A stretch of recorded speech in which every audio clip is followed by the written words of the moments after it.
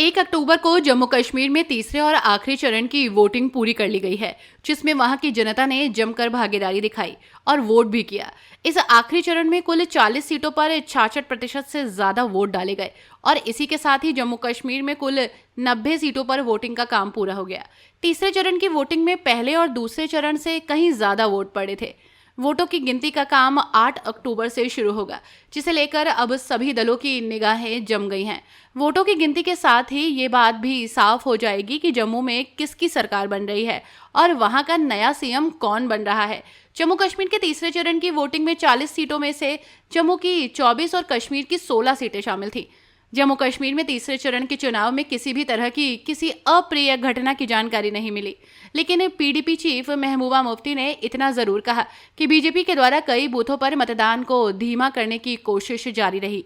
वहीं पार्टी के मोहित भान ने भी ये कहा कि कुपवाड़ा के हतमुल्ला बूथ स्टेशन पर धीमी वोटिंग कराई जा रही थी। उन्होंने सोशल मीडिया एक्स पर पोस्ट करते हुए लिखा भी, हतमुल्ला मतदान केंद्र संख्या 88 पर 1450 वोट हैं और यहां बड़े पैमाने पर धीमी गति से मतदान हो रहा है। जिस तरह से ये चल रहा है, दुनिया में कोई भी मतदाताओं को आखिरी समय तक वोट डालने में मदद नहीं कर सकता है। लोग सुबह 7 बजे से ही कतार में खड़े हैं। बात करें सबसे ज्यादा वोटिंग की तो मैक्सिमम आंकड़ा उधमपुर और सांबा जिले का है, 75-75%।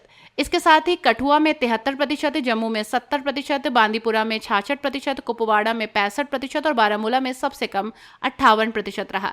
8 अक्टूबर को सुबह 8 बजे से वोटों की काउंटिंग का काम शुरू होगा और दोपहर तक लगभग तय हो जाएगा कि किसकी सरकार बन रही है।